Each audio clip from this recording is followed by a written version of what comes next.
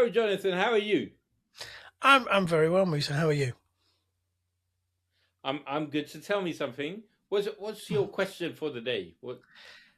Well, I don't have one. I've got several questions going through my mind at the moment. Several questions which I've been talking to other people about, and I want to talk about them all. Really, do you think we'll be able to do that? How could listen, Jonathan? Wait, we start with a question. Sometimes a poorly phrased question. We kind of talk around it. It opens other questions and other questions and other questions, and we never get to the point, right? I think we decided this before. Yeah. That's our conversations, and that's what the podcast look like. So, yeah, how are we going to get through all of these questions? All right, tell me what they are, and then we'll try and see if we can bring them together. I'm not going to tell you. I'm not going to tell you what question one is. I'm going to because question one has been. It's been on my mind all day. It's okay. More a desire than a question, but I'll come to it. Question two, I want to know where does it all go? Where's the momentum going? When we ask that question, we often think of predicting. Oh, I think this is what this government's going to do, or this is what the economy is going to do. Mm-hmm. Now, I want to know what happens to the momentum, because we keep looking at sort of near futures. But the people planning all these changes are looking way into the future, and they're planning bigger things. And I want to understand momentum. So that's question two. Hang about. I just want to clarify it. Yeah, go. Okay, but that's a political question, right? No, go. Well, it's sort of. Go on. What did you want to clarify? No. You're talking about where does it all go politically? The world is going mad.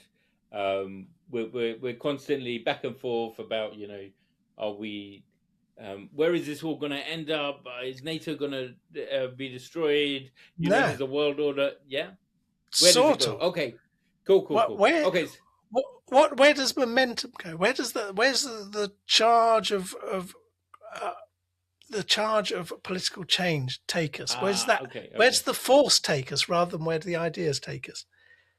If that makes sense. That's question two. Might not. That's question two. Yeah. Question three. With them might interchange. Question three. I've been having discussions with people over here, and we've been discussing economic and political change, but we seem locked. Can't discuss different types of economy without going capitalism, communism. I'm thinking, really, are we still in that tennis match?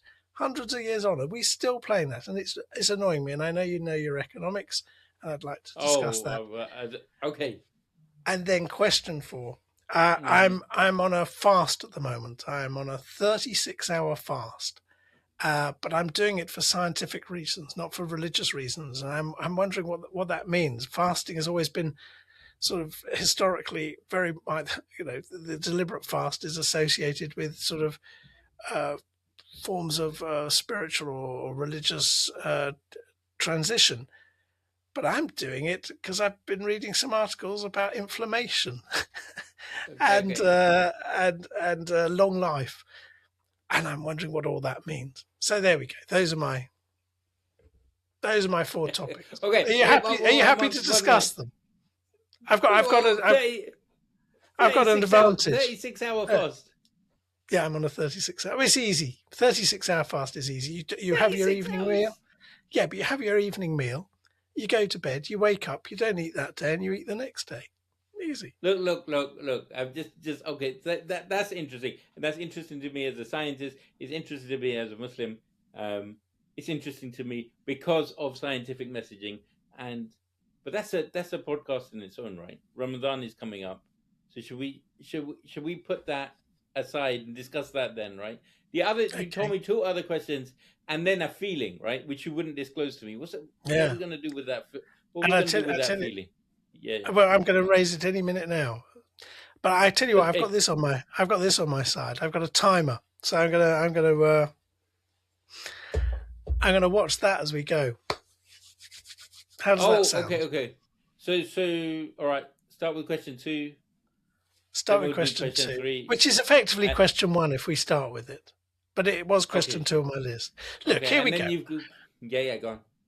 I'm trying to get back into reading. And when I read sort of non-fiction, when I read fiction, I like to sort of read it. But I'm now trying to read non-fiction, and I'm trying to read up on religion. I put it down for this year. I'd like to understand the scriptures. So I've got myself a copy of the Holy Qur'an, which by the way, you said wasn't very. You said it wasn't a long read. It's an extremely long read. Anyway, but before I hit that one, but which sorry, can I just ask? I have to ask, right? Yeah, I'm a connoisseur of translations of the Quran. Which translation is that? The very Islamic sounding name of Marmaduke Pickthall. Oh, if that means anything to you, okay. Is that like saying sort of a Sancerre white wine or something? Is that? Hey, can you? Yeah. No, Jonathan, can you just open up any verse and just read out the translation? I will just say Bismillah Rahman Rahim. I know that you're not going to say the Arabic, but yeah, go on. Any verse. Any verse, okay. Just one line, yeah. And you've got to guess where it is.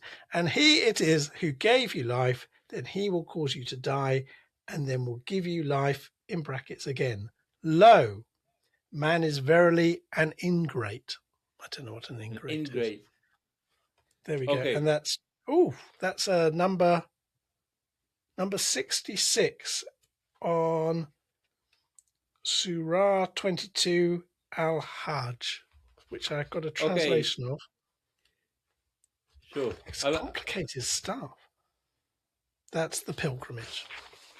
Okay. So anyway, look, that's what. Incidentally, Jonathan, that verse, as I happen to know it, right?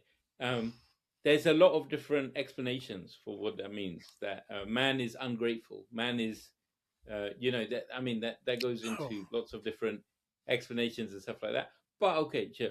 So no. It's got that old English vibe, yeah. And I'll go with it because once you said it wasn't a long read, I thought I was looking. My expectation was actually I might read this in an afternoon, but it's going to take me weeks to get through that. So I wanted to do that, but there's only so much time, and I've bought myself. I want to understand Buddhism as well. I'm off to the Buddhist Center. I'm just going to go for it. So I got myself a very short introduction to Buddhism and a very short introduction to Islam, and then I was thinking, wouldn't it be good to be able to read this book with my left eye, this book with my right eye, and just read them both? Because I can do that with sound. I can listen to different sounds. I can hear different voices and take.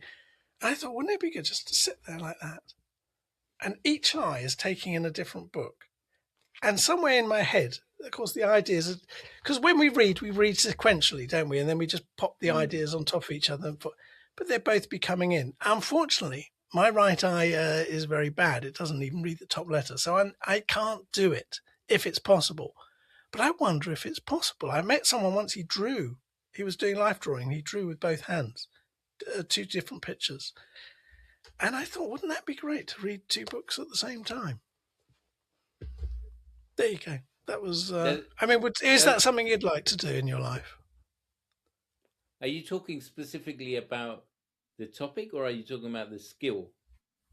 The skill. The skill. I mean, yeah, and of course, as you read it, that you'll be able to compare and contrast the stuff you're reading. It'd be lovely. Look, but I think that when you tell me that, I think that there's two things that strike me, right? One is about the specific topic itself. And of course, faith, as we should know, but I think we keep forgetting, right? All these faiths, are overlapping. They have several similarities. There's a particular Muslim position on that as well, which we can go through at some later point. But yes, of course, you should be looking at how these two faiths, and it's great. I'll be really interested to hear your thinking on this, as thoughts develop, about how these two faiths overlap, because I'm sure they will. And there'll be lots and lots of different things where they're kind of overlapping. There might be some differences, the areas of points of contention or contrast. But actually, what you'll probably generally find, you see, if you think about them, if you zoom out think about these are ancient wisdoms, aren't they? Buddhism and Islam, they're both ancient wisdoms. I think Buddhism obviously clearly older. They're both several thousand years old. They are responses to the tensions of civilization, isn't it?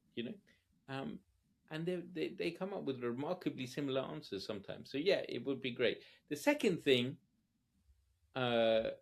thinking about the skill in itself, is the fact that, Jonathan, we live in an information overloaded world, isn't it? So it would be excellent to. So the thing is, Buddhism or Islam, which in themselves, a whole universe is in themselves, isn't it? The whole universe is of knowledge, right? They originated in very different parts of the world at very different times, and they solved the problems for the local people at that time, right? And so the problem is that now we have so much information, that we just cannot keep on top of all of it, right? And that becomes a problem. And then we have to selectively choose the information, right? So the first thing I'm thinking about when you're telling me about a very short introduction to Buddhism and a very short introduction to Islam, because I've read a lot of very short introductions to Islam, I'm thinking, what is the perspective of the person who's writing these very short introductions? Because I happen to know, having read a lot of stuff, it really makes a difference in how the information is given across, right? Yeah. And so you can't. What's the point? I'm having difficulty getting traction. We have so much information, and part of understanding knowledge is passing out the information and stripping it down so that we can make our own understanding and framework, right? And the problem is you cannot gather enough information and then tease it down. You have to choose some path, isn't it? And so just as important as it is to gather all this information, it's also important to reduce information to have a framework to understand it by, isn't it? Well, that's right, which is why I'm reading a very short introduction, so I can then pick up other information, and it gives me it sort of gets the shoes on. You haven't done your laces up, but you've still got the shoes on, and you can sort of get a bit of walking in. And it gives you some sort of broad context, and which is nice. And these books are written very well. They normally start with someone saying, "This is an impossible task. I've decided to do it this way." That's how it is. But equally, you could read a book on. I could read 2 newspapers at once. I mean, which we kind of do tend to do, but to do it at the same time through both eyes. I mean.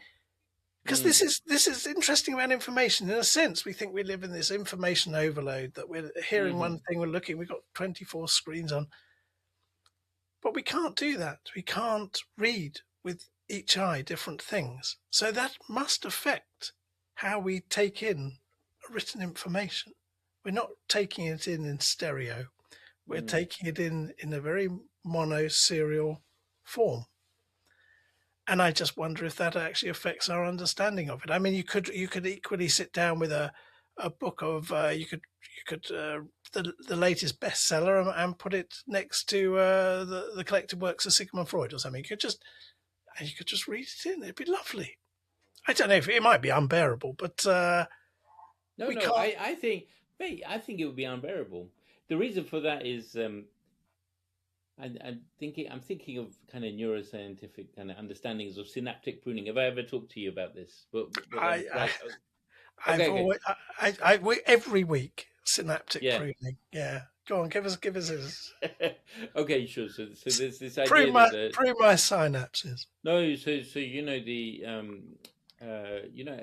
as we're growing older into kind of childhood, as we're growing up, obviously we are forming connections in between neurons or between nerve cells, right? Then there comes this kind of critical point, usually between say 15 and 25, right, where our understandings begin to change. And we know this behaviorally, isn't it?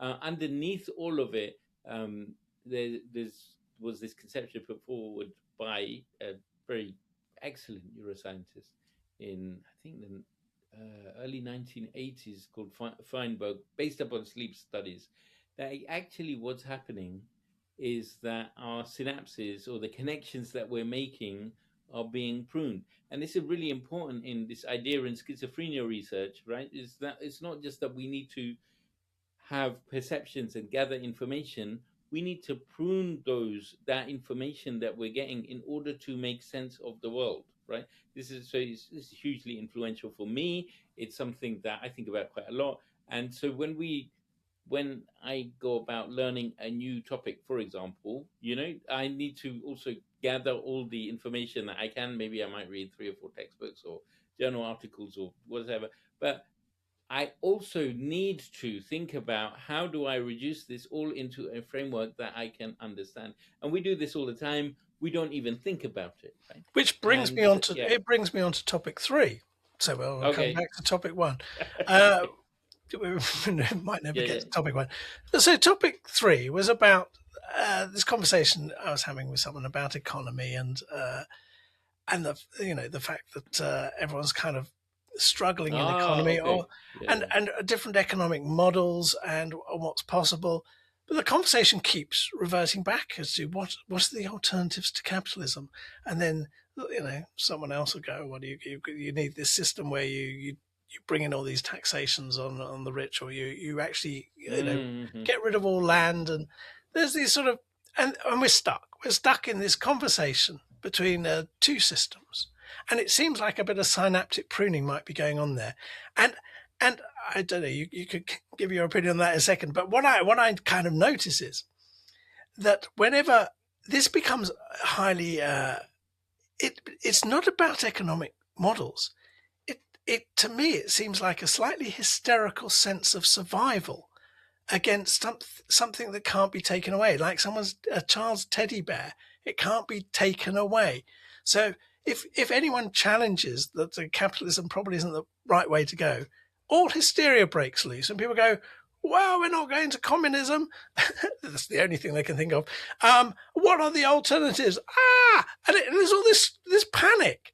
We can't just say, well, can we explore some other options, please? Because you know what? The world is going downhill rapidly, and the economy is a major part of that. It's a driving force to that, and we'll come to driving forces in a minute as we hit topic 1. So what I want to know is, what is it within our psychology, what is it within our synapses or whatever that panics and sees that capitalism is the safe zone, that it can't be touched? It's like getting rid of mummy and daddy. It's just not possible. And why within all those synaptic prunings are we just stuck with this 2-horse race, which doesn't make any sense? And I'll tell you why it doesn't make sense in a bit. But have your moment, and let me in. No, that is absolutely fascinating. And I think it's a really good example of synaptic pruning as well. I mean, actually, that, of course, I'm not saying that synaptic pruning is happening in these conversations, but it's a really good example of the fact that we get stuck in a groove, isn't it? And so over the last 200 years, I don't know, when was the last time, Jonathan, you read the Communist Manifesto? The last time I read it was the whole of it, or just a bit of it? Just a bit of it. No, I used it for a quote a few years ago. Okay.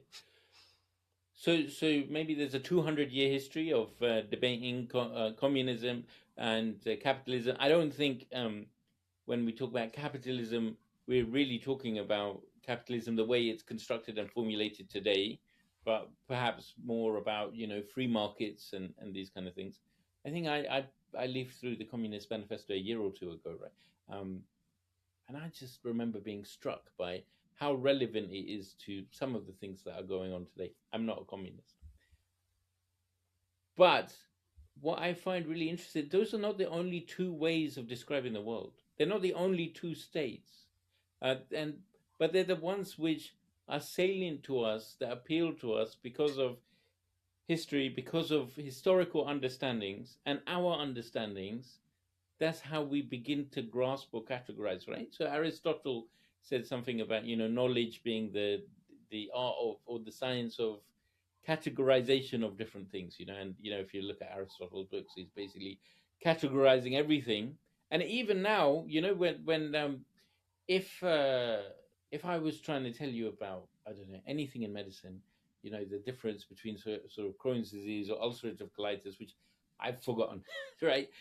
I would start telling you, well, these are 3 things that you'll find in UC, and these are the 4 things that you'll find in Crohn's, and these are, and it's all about categorization, right? The problem is that categorization has to have forms behind them, i.e., kind of templates and ideas for how this is supposed to work. Now, we live in this kind of imperfect world, right? So communism and capitalism, as formed by the ideologies, are those textbook ideologies don't absolutely explain what's going on, right? And so people get very stuck on, oh, I'm a free market capitalist, and I believe that greed is good. These kind of things. This drives the innovation and enterprise and these kind of things. Hang about, you're probably not. There's probably lots of things in capitalism that you don't like. You probably don't like being ripped off, exploited. You probably don't like paying kind of surcharges, high interest rates, the cost of living crisis. All that follows from that. Similarly, communists who we're basically talking about state-owned enterprises. I was wondering the other day whether there's quite a little bit of state-owned enterprises in this country. There's huge amounts of tax. But we're getting lost in it, right? We're getting lost in it again. But that's the only way, Jonathan, that we can see things. There might be other ways. Yeah. There might be other ways. Mm-hmm. There might be other ways of looking at things, but these are the ones that have been taught in the universities, that have been, listen, if you go to the textbooks of economics, they all teach things in essentially the same way. I know, because I bought 3 or 4 of them, right? There's only certain ways that we are taught. Yeah, go on. Yeah. But here lies a problem. So let's say it's interesting because you're a religious person, so you have far more respect for text than I do. Sure. But let's say we're taught an idea. Why do we then get the hysterical attachment to it, or why do we get the dogmatic? This doesn't work. Therefore, the idea I have, which was written many years ago, is the only alternative. And why?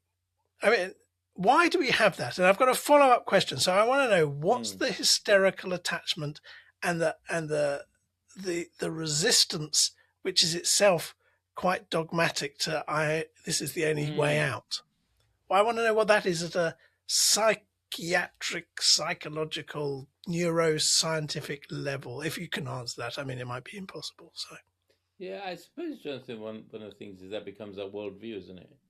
And you find this in all fields, in all theories. People attach themselves to a certain theory, and then they argue vociferously for it when it's undermined, when the evidence goes against it. I'm sure you've come across this just as much as I have. People could become quite nasty about it. It's almost as if their whole view becomes undermined. And this is sometimes used to really, really great effect. A few years ago, you might remember, in the UK election, right? Everything that Jeremy Corbyn did, he was just seen as a complete communist, and it was a ploy by the Tory party just to paint everything as, oh, we must get Corbyn out, right? Well, they didn't end up in any better place. We had Boris Johnson's government, which of course the whole of UK knows is a disaster, but it was extremely effective in their election campaign just to paint Jeremy Corbyn as a communist, and that to being the end of history, right? It was an extremely effective technique. But what's the psychological dimension of this?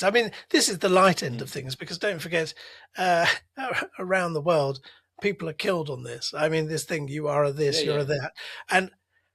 And the inability to question the holy grail of capitalism, and if you do, the limited options you have as questioning it, what's that about? Why the panic? Why don't people go, yeah, it's interesting. How else could we do it today? Why do they cling to it as if it's the very lifeblood of civilization? It's a fear of the unknown, isn't it? Yeah, you have a prism, a way of understanding the world. It suddenly begins to be undermined, you know. And I think there's a very primal. I think it's a very primitive defense mechanism that you see this again and again. You know, yeah. If JC, if Jeremy Corbyn was saying, you know, X, Y, Z, well, maybe we should look at, you know, electric and gas bills differently. Maybe we should nationalize, or maybe we should. I don't know. I mean, I don't know. You know, what is the harm in thinking about that? You know, what is the harm? What is the harm in thinking about, well, maybe we should nationalize pharmaceutical industry, right? It's an interesting thought. I don't know about it. You know what I mean? Still playing. Yeah. We're still playing a game of tennis. One is we nationalize things, and we have that system. The other is we just have to. You can't question this thing. Whatever you do. What's that about? Surely. No. Okay, let me cut to the chase of it, because it's all. Yeah, go on. It's far worse than you think. Of course, there's several systems out there. They're all.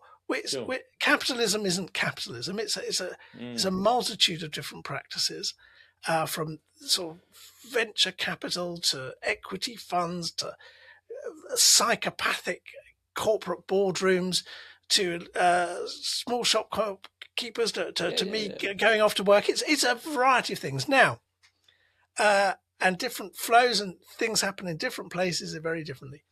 But also, there's other systems going on. I'll give you an example. I bought, this conversation came out because I was buying someone lunch yesterday. We went out and I bought them lunch because I'd been at some meeting and someone said they ran a catering business and also a cafe. And I went, okay. I went down to the Durban Curry House in East Brighton Park. And I went there to kind of say, well, I'll come and buy your stuff as a social thing, not as a transaction, but as I'll come and have it. And I brought my friend and I bought him lunch. And then we came back, we were chatting, and he noticed the door didn't shut in one of my rooms. He went, hang on. There's a reason for this. And he got a screwdriver and he got a sort of thing. And I don't know how to adjust a door. He does. And he just adjusted the door. Now, he otherwise would have had to pay for lunch. I would have had to get the carpenter in to change the door, all these things. But actually, in the social flow of just being social, that was fine. I cooked my daughter dinner today. I didn't charge her for it. There's all sorts of things going on. We're sitting here chatting like this.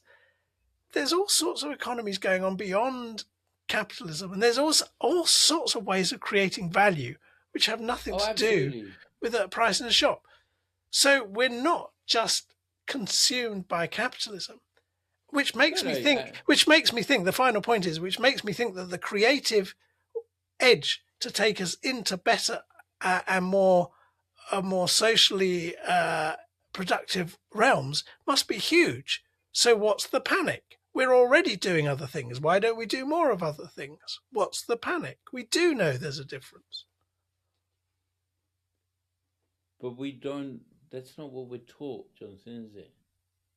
Actually, the world is not split up between capitalist and communist economies anymore, is it?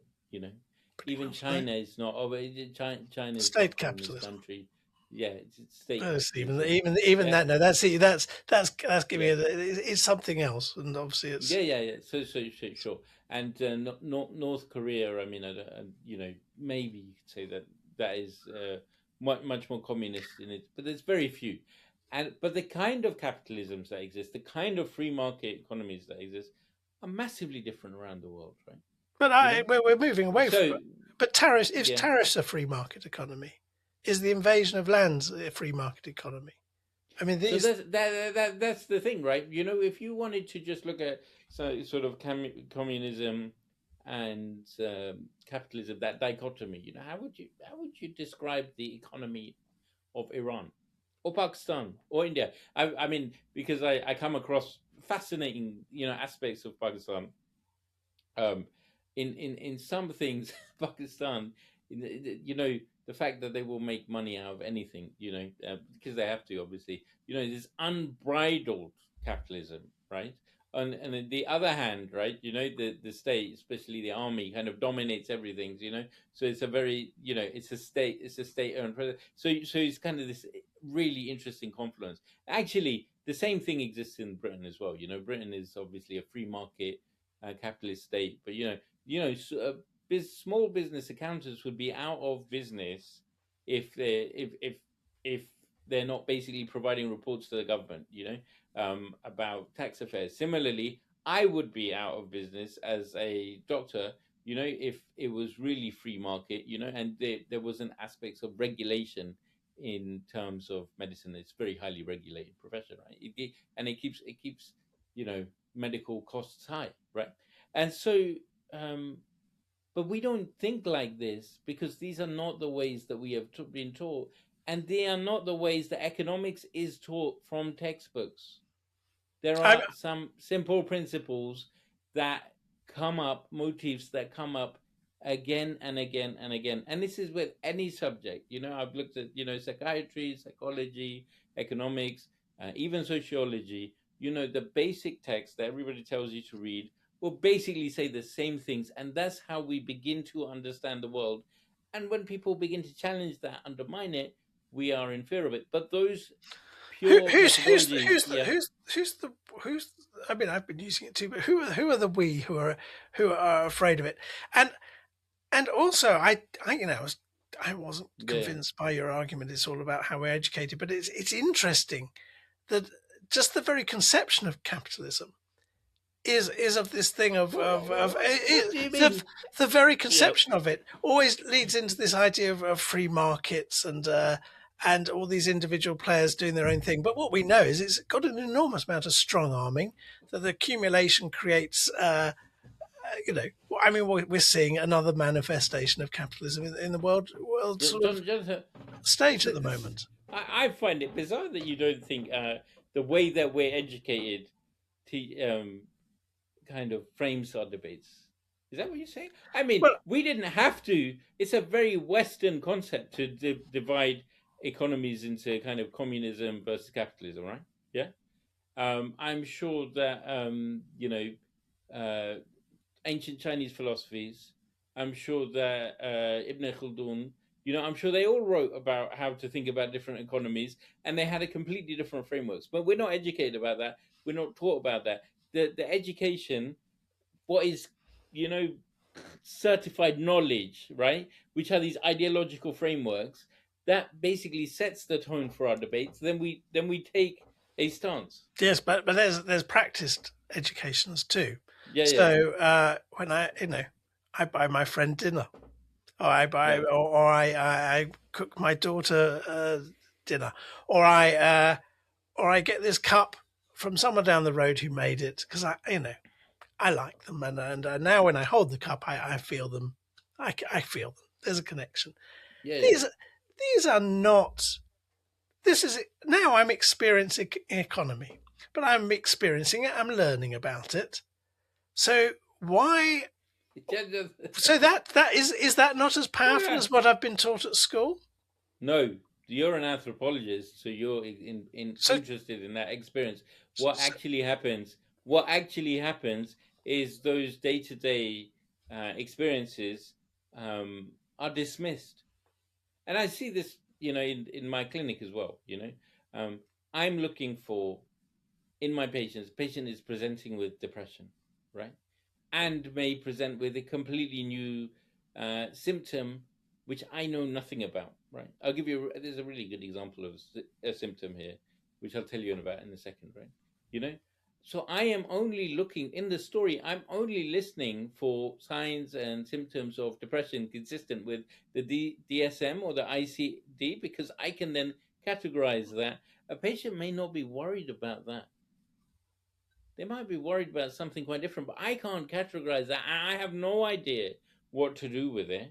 And therefore, for me, either it doesn't exist or it gets diminished, or, you know. And that the really good example I'll give you is something I hear from my patients all the time about SSRIs, which I think are fantastic medications, and they really do help in my experience, right? But lots of patients would come back to me and say that, doc, this medication causes me emotional blunting. And I would say, no, it doesn't. I mean, now I accept, I've heard this so much that emotional blunting is not in the British National Formula. It's not in the summary of product characteristics. It's not in the standard textbooks, right? As a side effect of SSRI medication. It's never been properly measured. I can't tell you how many people who are on SSRI medications get emotionally blunted, but it's just not in the framework that I was taught. It's nowhere in the course for the membership of the Royal College of Psychiatrists, as it's probably nowhere near the curriculum, you know? And so it just gets ignored. And I think that's the risk that we run, that the everyday experiences that we have, which we know to be real and which we know to be true, get ignored unless we can fit them into a framework of prior knowledge. And that is really, really important, I think. And we have a reaction, a visceral reaction to that, to that, and we really struggle with how we're going to fit into this preconceived framework. Yeah, go on. It reminds me of actually, it reminds me of the first question I asked, which was question 2, which is about the sense. Is a sensorial question. So one of the things is we're taught there's 5 senses, and so we just, I mean, it's done from a very young age. And it's not, of course, it's not done everywhere. It's done after. It's done differently in different places at different times in history. But that's what we teach at the moment. But we don't have 5 senses. It's utter nonsense. I mean, you could look at it 2 ways. We either are sensory, and all roads lead to Rome, or we are multiple in senses, and I can sense time, I can sense anticipation. I mean, I can sense and the people into their senses, they argue a lot about what makes a sense, and and finally they get hungry for dinner and they argue about whether that's a sense. But all that's going on, yeah. But what you're saying is, the language we've been given to understand economy is a bit similar. It's a bit like you can't, unless it fits into one of these categories, we have to prune those synapses or whatever it is. I don't know if it does work that way, but we have to sort of edit down the story. And therefore, I think when I sort of get up and have breakfast and make breakfast for my daughter, that's not economy. Economy is something else. Economy is what happens with the bank. But I don't notice I'm in constant economic movement because of the languages. That's not economy. The senses are just sight. If you feel something else, it's not a sense. If you have a sense of foreboding, it's not really a sense. So if you're going to talk about economy or a different framework for economies, you have to advance it. You could conceivably talk about military economies, cyber economies, hybrid economies. You could talk about, we could talk about economies in a completely different way, but we would need to do a lot of rethinking about things, probably to describe the world as it is. It would lead to huge amounts of debate. It would just lead to so much noise and confusion that is easier to just revert to type and talk about communist versus capitalist. I don't think it'll cause any debate. I think we'll simply go, can't get rid of don't dare challenge capitalism. We're all going to die. Scream, everyone running away from the zombies. I mean, that's sure. But meanwhile, the good train of capitalism rolls on, and we're entering enormous climatic change because it's extremely successful at creating heat. In a variety of ways, the heat of money, the heat of individualism, all these sorts of heats, it produces them, and we seem unable to deal with it, and we seem unable to talk about economy in other ways. There's another thing which we've talked about a lot, and I don't want to spend too much time talking about this today, but there's another thing which stops us from rethinking these conversations. And that is, of course, power dynamics, So, the issue with talking about challenging notions of traditional capitalism or free market economics will challenge certain power structures. And I think we all know that the world is becoming increasingly unfair. And this is not, this is just a statistical fact. It's not particularly hidden. The richest billionaires and ultra wealthy are accumulating more and more wealth. It's happening increasingly rapidly. They're increasing in kind of media power as well. They're buying up social media platforms, media programs. And they're pumping out a whole load of drivel about how we need to maintain the current capitalist system because it supports them, right? And the masses take this up. Some of the ways of information economy through academia and other places are extremely sophisticated. We've discussed this before as well, I think, when we've talked about medical messaging, pharmaceutical messaging, so I don't want to spend too much time on it. So that's another way of looking at things, that it benefits certain power brokers, certain strong people within society, and that's why we can't challenge these things. And we live at a time where people think that the richest, most powerful people on the planet must be thinking in their own best, must be thinking in the collective best interest, which isn't quite how the system works. You don't get there if you think like that. So it takes me to point number one very nicely, because we're talking about the momentum of thought. We're talking about the momentum of things, and we're talking about the momentum of capitalism here, or the momentum of debate. And as I look at a rapidly changing world, and today is going to be different to tomorrow, but it's rapidly changing, and there's no sense that the change is about to calm down. And what I notice when people talk about this, or the people I'm listening to, or the news, is they keep looking at the next possible event. Well, what will they do? They go, what will they do next? Or they go, they rarely say what will they do next. They tend to say, what is this nation state, or what is this character going to do with this particular thing which they just put on the table? So it's effectively like I say, because I've got the position to it, I say we're all going to talk about cups for the next week, and everyone goes, I wonder what they're going to do with cups. That's the illusion, total illusion, because anyone who is in a business situation, or political situation, or a situation of any responsibility isn't looking to the immediacy. They're just following a plan they wrote before, which they'll adjust time to time, but it's not spontaneous. I mean, this isn't just spontaneous modern dance or something. This is people with strategy. And they're planning a year ahead, 5 years ahead, 10 years ahead, 20 years ahead, 50 years ahead, a vision of the world in 100 years.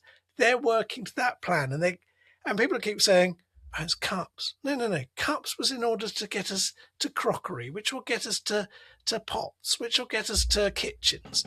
They've got a bigger plan.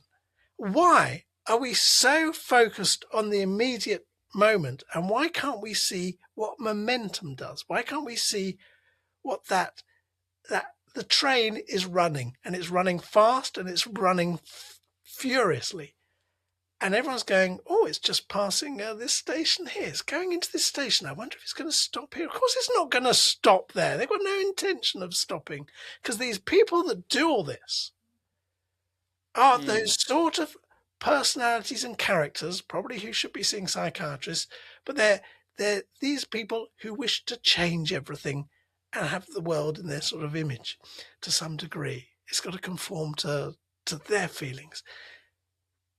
The train ain't going to stop. So why do we keep talking about where the train is? Why aren't we talking about where the hell does this finally lead us? Because we will go there unless we look at that. That's point number one. Where is it going to lead us, Jonathan?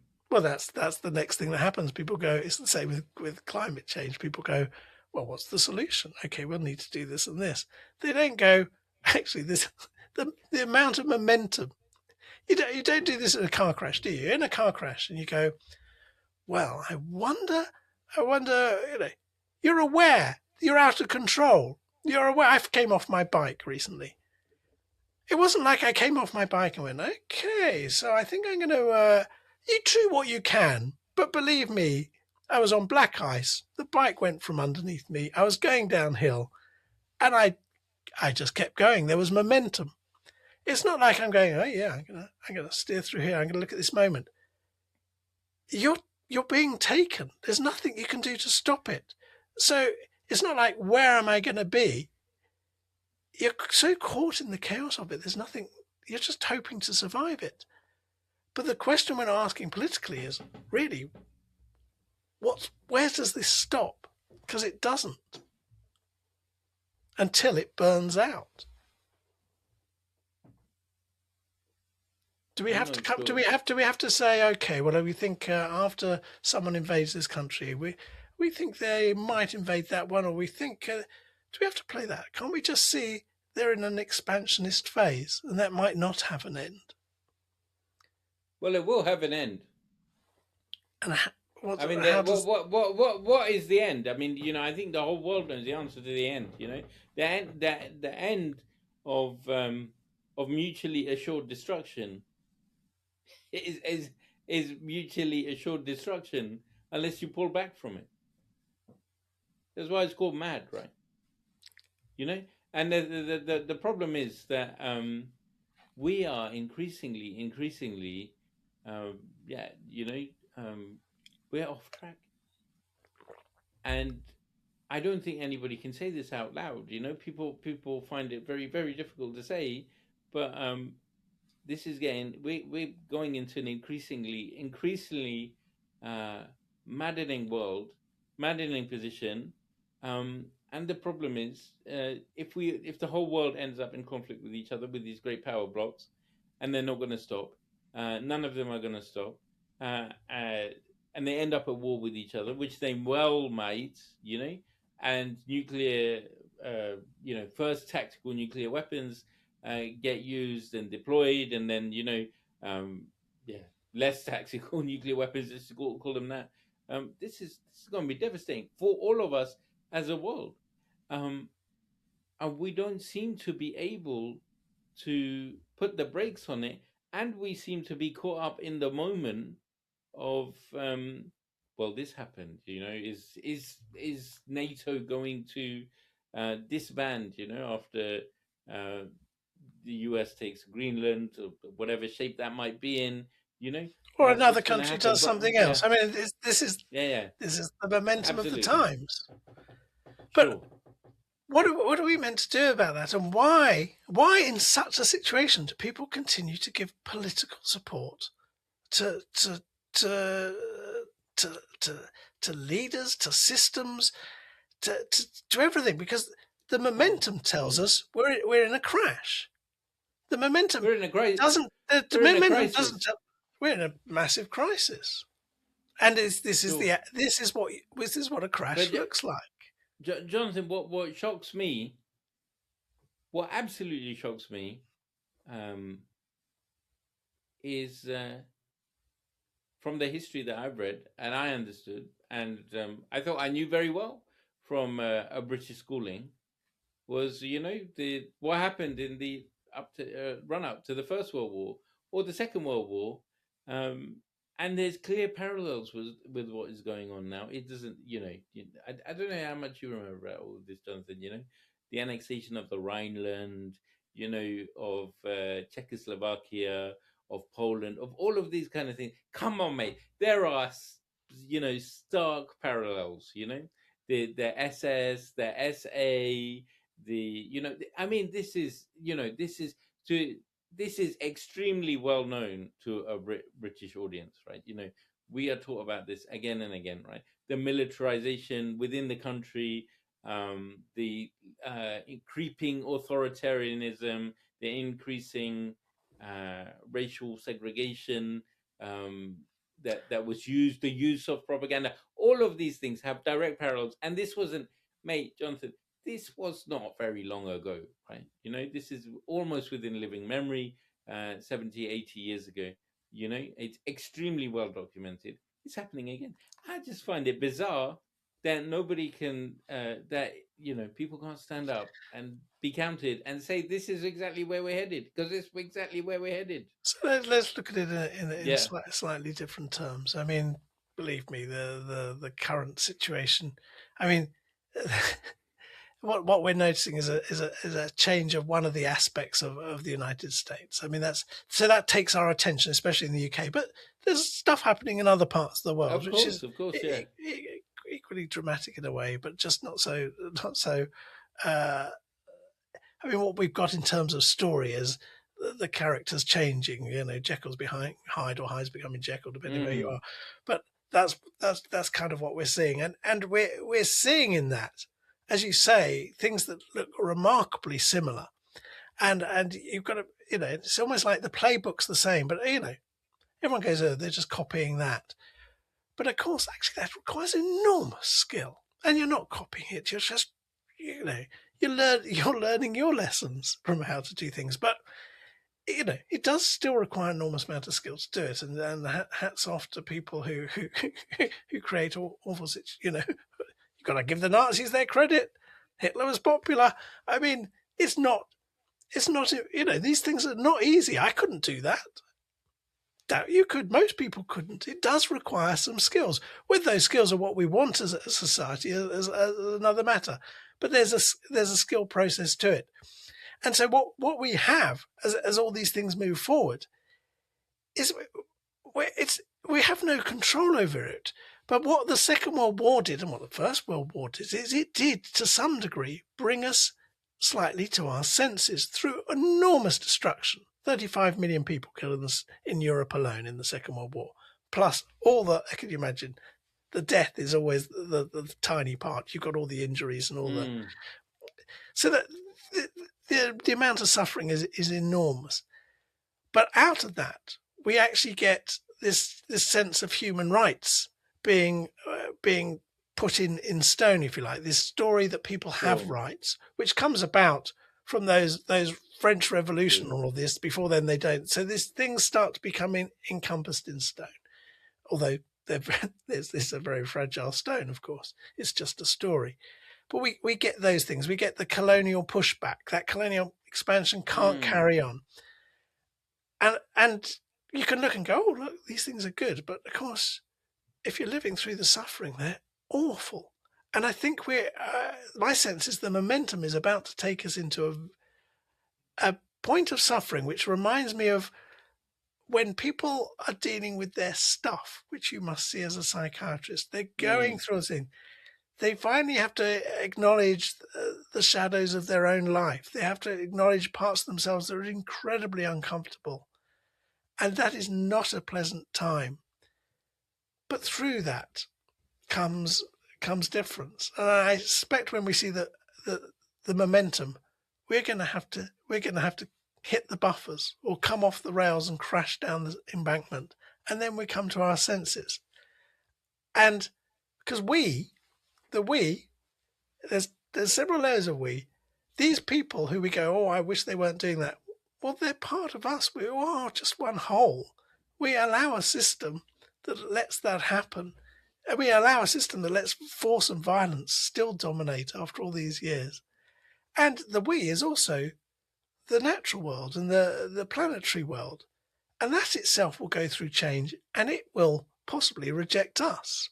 It'll possibly purge the humans from the system, plus a load of other species. This is possible. But we're going to go through one heck of a crash. And that's where it's not about Greenland or Ukraine or Taiwan. It's about, if you look at the momentum, there ain't no stopping these people, and they're caught. They are stuck in it. They're stuck in their ideas, and they're stuck in their reactions to each other. They're stuck. The thing is, Jonathan, this is my reading of things. It's very similar to yours. After the Second World War, institutions were put in place, frameworks, understandings. These, some of the things behind this were idea of what? Equality of all peoples, justice available to all, self-determination, to do away with colonialism. Although there's a much longer history of that, and I'm not sure that finishing colonialism was just for the purpose of kind of human rights. I suspect there was much more about a transfer from British power before the Second World War to American. Well, But all of these things, Britain was incredibly weak after the Second World War. It was bankrupt, so it couldn't do what it did. But all of these things, the treaties on human rights, the Geneva Conventions, the multilateral, treaties, organizations that came up. All of these have been successfully disregarded in the last 70, 80 years, and it slowly happened. The idea of democracy has slowly just become a joke. It seems to me now. I mean, I really want to have this other podcast with you about, is the West really a democracy? Can you really be democratic if it's just billionaires buying elections? That's happening in the States. It's also happening here. I'm sure some of my British friends might disagree, but in a sense, isn't it because we are just ungrateful for the advances that we made at that time, that we've landed up in this? We haven't protected it. We haven't defended it. We haven't defended it with all our heart and soul like we should have done. Who's we? The people. The people in this country. But the people in this country. They voted for that plonker, Boris Johnson, who we all knew was a liar, right? They might vote for reform. The people in the States knew exactly what Mr. Trump, President Trump, was like in the first, and they voted for him again, right? And they knew what Star Wars. They all know these characters. They all vote for them. Sure. And if they don't vote for them, they're going to get it anyway. Do we not collectively bear responsibility for this? As Westerners, do we not collectively bear that responsibility? We could have stopped, these characters. We could have. How? Yeah. How do you stop them? Because the thing is, they are historically consistent. They come again and again and again. It's not individual characters. It's also all the systems and the people who are the characters around them. I mean, if you want to study how to stop it, look at understand the people around them. We could have stopped it at the ballot box. We chose not to. Now we are hurtling towards war, right? And it's how? Yes, but you're looking at it from your point of view. You're saying if the world understood things as I understood things, this wouldn't have never happened, but something else would have happened. The thing is, it's not about the ballot box. It's about how we relate to each other and what that means. This and how we relate to our environment and what that means. These are the questions. How I relate to the economy of emotion, or how I relate to the economy of getting something from someone down the road because they made it. Unless hang on, Musa. Unless we are building strong social relations, you can't imagine someone just spends all day acting like a real, what's the words that's polite? Well, one of those people. And then they tick their little ballot box and go, oh, I think I'll go for something which is a bit socially responsible. They're not going to. It's how we are. And we, the big human 7 billion, how are we? So hang about. So there's several ways of looking at this, right? So firstly, I think that it was primarily our responsibility as Western populations to maintain the hard-fought victories and dignity of mankind at the ballot box. And I think it was our responsibility to understand the importance of enfranchisement, to understand the importance of the vote. And you shouldn't just be voting for the party that gives you the lowest tax bill, or, who's scaring you with, oh, Corbyn's going to get in touch, and basically our petty self-interest, right, was taken advantage of by unscrupulous politicians who have led us to this point, right? On the other hand, the other way of looking at these things, right, that's a very kind of moral, high-minded view of the world, and you might just say, oh, that's completely unrealistic. So the realistic way of looking at it is to think about something like game theory. The game theory is this idea where you come up with, there are natural choices that have to be made. There are, at any one given point, there are certain strategies or probabilities of strategies which will be made depending upon your payoffs, and that will slowly take you down a path of repeated equilibria, where then you end up at this point, right? So, Musa, Yeah, go on. we're going to have to do this another day because Okay. I'm looking at the clock and point number 4 has come out, which is my fast. I'm starving, and if I don't get to bed soon, I'm just going to go mad. How long is this fast for, Jonathan? How long is the fast for? How much have you done? 36 hours, and I'm not even counting now. But the idea is to get to sleep early, so I don't notice it. All So right. look, I'm going to bring it to an end, if that's all right with you. Having discussed 4 points in 1 hour, and thank you very much for your insights, your wisdom, your points of view, which were in there too, and we'll solve the world tomorrow, if there is a tomorrow. It's a pleasure, Jonathan. Thank you very much. Thank you, Musa. Cheers. See you.